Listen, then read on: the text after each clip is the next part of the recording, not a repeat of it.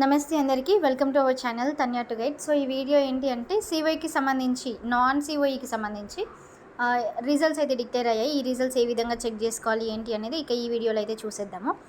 So డిస్క్రిప్షన్లో నేను links కావాలి అంటే మెన్షన్ చేస్తాను.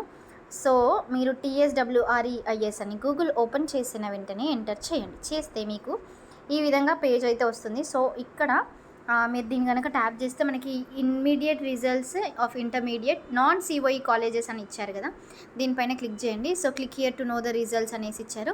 ఎవరెవరైతే సెలెక్ట్ అయ్యారో సో వాళ్ళందరికీ ఇక్కడ date of birth, me contact number enter చేస్తే సరిపోతుంది. సబ్మిట్ బటన్ పైన క్లిక్ చేశాక మీరు సెలెక్ట్ అయితే ఏ సర్టిఫికేట్స్తో రావాలి కాలేజ్కి అనేది నార్మల్గా 10th క్లాస్ వరకు ఉన్న మీ స్టడీ సర్టిఫికేట్స్, మీ caste certificate, income certificate, social వెల్ఫేర్కి వెళ్తున్నారు కాబట్టి మీ యొక్క హెల్త్ సర్టిఫికేట్ కూడా చాలా చాలా ఇంపార్టెంట్.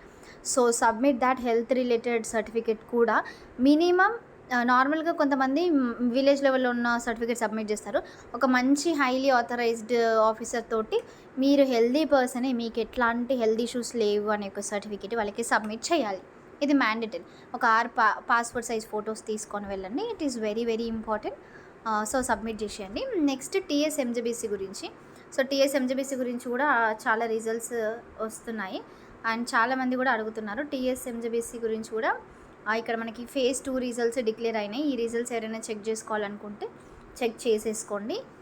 చాలామంది స్టూడెంట్స్ ఎప్పటి నుండో అడుగుతున్నారు. వాళ్ళకి రిజల్ట్స్ అయితే డిక్లేర్ అయిపోయాయి.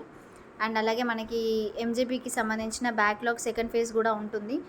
వెయిట్ చేయండి, సూన్ ఆ రిజల్ట్స్ కూడా డిక్లేర్ అయితే అవుతాయి. MJBలో మనకి TGMJBCలో సెకండ్ ఫేజ్ తర్వాత థర్డ్ ఫేజ్ కూడా ఉంటుంది. 22 డేస్ వెయిట్ చేయండి. ఆ తర్వాత స్పాట్ అడ్మిషన్స్ కూడా ఉండడం జరుగుతుంది.